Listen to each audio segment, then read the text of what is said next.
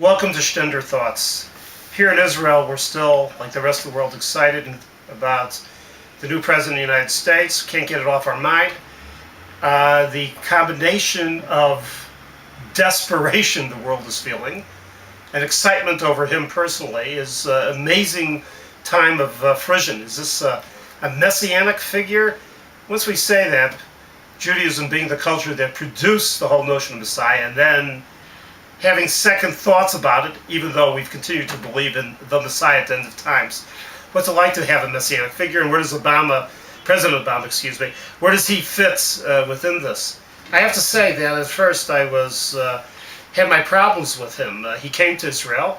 I had friends on both sides, friends who were here and met him. This is when he was a candidate, the first trip, and they were shocked by his lack of affect.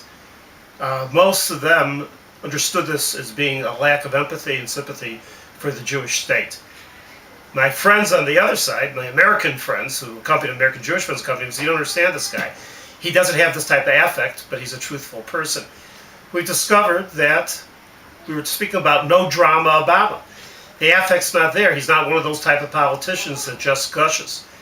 Therefore, in his second trip, when he spoke about Sderot and talked about how it's intolerable to have those bombs raining upon innocent civilians, we should take that statement very seriously. That's one aspect of a Jewish messianic approach to him, is that he's a truthful guy.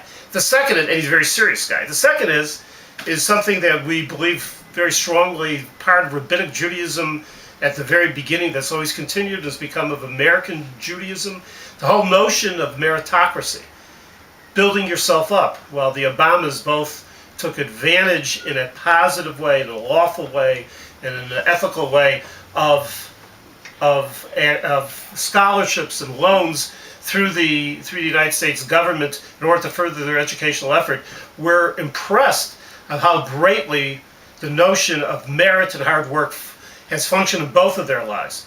The very fact, as is well known, that Barack Obama, when he applied to law schools, did not put down that he was an African American, did not put down his race, is I think is a tremendous tribute not only to the man, but to the notion of meritocracy, and we hope and we believe that it's really part of his platform. For Jews, on the micro level, on the macro level, the notion that a person rejects something for nothing, but it's something that always has to come with something else, is something we can live with very well. And the third notion, and this is the last aspect, is this desire for just a better society. And I think this is a helpful notion. With Barack Obama, this is not, and this is why, if he follows in a messianic tradition, it's a good messianic tradition, it's not to transform the world magically, but it's the hard work in order to transform the world incrementally, transfer the country incrementally.